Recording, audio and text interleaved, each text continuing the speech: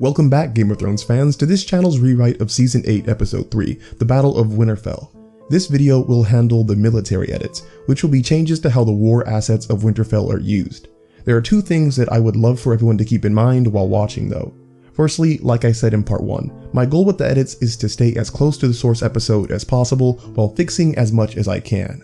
I don't know how the season will end or what specific consequences the Battle of Winterfell will have for the characters, so I don't want to make grand changes that will completely alter the story. I will take what the source episode gave me and make it as smooth and internally consistent as possible. Secondly, I would also like people to keep in mind that these military edits will not be all-encompassing. I am not a general or a military strategist. I'm just a salty fan with a computer and too much time on his hands. The main goal for these military edits will be in service to the narrative, not to design a foolproof offensive and defensive strategy. I will make what changes need to be made so that the battle is exciting, well-paced, and believable. If you would like a more in-depth military-based analysis of where the Battle of Winterfell can be improved, the great channel Invicta released a video diving into the very topic. I will leave a link in the description so you guys can check it out. So with all that said, let's jump into the military edits. I felt one of the things that this episode needed most was changes to the layouts of the battlements and troops. If it were completely up to me, I would follow the sage advice of Patrick Star and take the Winterfell army and push it somewhere else. Somewhere like, I don't know, behind the massive walls of the 8,000-year-old castle directly behind them. But hey, hiding your military forces from a siege doesn't make for pulse-pounding television, so these edits will have the Unsullied stay right where they are so as not to be late for their dinner date with death. The changes that will be made start with the catapults. I don't know who greenlit the decision to put the long-range weaponry in front of the foot soldiers, but I have two words for them that they've probably never heard used together before. Total war. Instead of having the catapults out front, they will be behind the lines of the Unsullied for protection. While we're at it, let's move the trenches filled with wooden spikes to be in front of the Unsullied. I completely recognize that the combat in this section doesn't actually matter too much in the grand scheme of things. Still, the goal of a good writer/editor is to treat every part of the story as if it's important. That way, the audience will believe it's important. With the trenches in front of the Unsullied and the catapults behind, you create a much more formidable, believable military formation. Additionally, there will also be inflamed distance markers on the battlefield. Think of the same style that Ramsay Bolton used when playing Danger Tag with Rickon. These will not only allow for the Winterfell army to see the enemy because of the light of the fires and tell how close their approach is, but also serve a much more strategic purpose as well. The fiery distance markers will be set up in a V formation, funneling their narrowest point to the Unsullied forces in front of Winterfell. For some added detail, Jon and Dany could be overlooking the battlements similar to the source episode, except on the Winterfell walls instead of on some hill out in the middle of nowhere. Jon could tell Dany that a man once used similar distance markers to kill his brother, and while he hates to use anything of Ramsay Bolton's, it is nonetheless a smart move now. This is just something I thought could give the addition of the distance markers a little flavor and context. So when the battle actually starts, the Dothraki will not charge into darkness like their horses have carrots dangling in front of them. Instead, they will split their cavalry charge in half, each flank moving along the outside of the inflamed distance markers. This will push the Whites' mindless charge into the area of least resistance, between the flaming distance markers. The Dothraki, with their fiery rocks, will be able to pincer the White army from both sides, basically herding them like bloodthirsty sheep.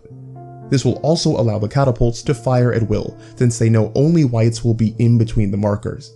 They won't have to worry about friendly fire, and the bottlenecking will keep the Unsullied from getting instantly overwhelmed. Still, as nothing can be too easy, Dany and Jon will notice something is wrong. None of the White Walkers are among the charging army. The scouts on Winterfell's walls will be able to see a line of White Walkers far behind the White army. Jon will tell Dany that the White Walkers must have realized that the Winterfell army has Valyrian steel and dragon glass, weapons that would kill them instantly. The White Walkers are staying back, allowing the Whites to engage first. As the White army continues fighting the Dothraki on their sides and the Unsullied line at their front, the White Walkers, for the very first time, will speak, all in unison. And I don't mean like that feral screech that one White Walker did at Sam in Season 2. I'm talking about intelligent, distinguishable speech patterns. It will be a language inspired from the book's description, that of cracking ice. This chanting will produce the huge blizzard from the source episode that rushes to overtake the battlefield. This particular edit has to do more with flavor than substance, but since this is presumably the last episode where we will get any conflict with the White Walkers, I felt that we would really need something special from them. Since the White Walkers haven't spoken before, their last big battle would be a great time to showcase this. Plus, being able to speak a blizzard into existence would really play well with their characterization of being supernatural and extremely powerful. It also fits well with the Source episode. And it doesn't hurt that I'm just a sucker for evil chanting. Anyway, this newly approaching blizzard will function to put out the flaming distance markers, shrouding the battlefield in darkness. This, of course, will cause the Whites to spread out past the bottleneck and overtake the Dothraki, following the Source episode.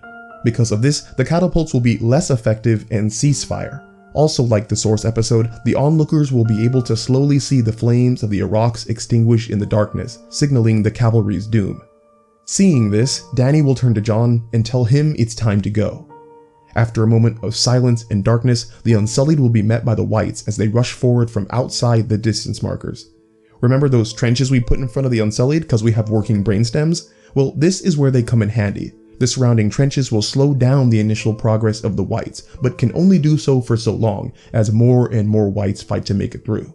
To get the closest perspective to the conflict, Greyworm can be our point of reference since the rest of the cast is still inside the walls of Winterfell. Similar to the experience of Jon in the Battle of the Bastards, in Bronn during the loot train attack, Greyworm will be depicted in the thick of battle, fighting for his life to emphasize the utter chaos of the environment. Zombies will be swinging and biting at him, his fellow Unsullied will be screaming out in agony, and the true horror of the situation will set in for Greyworm as he desperately tries to survive. The last things that we will see from Greyworm's perspective is a blast of fire shoot down from the sky. Dany and Jon descend overhead with Drogon and Rhaegal. They will circle Winterfell, lighting the trench with dragonfire, taking the place of what Melisandre did in the Source episode. After the trench has been fully lit, Dany and Jon will use the dragons to blast down fire on the White Army against the backdrop of the blizzard, again following the lead of the Source episode.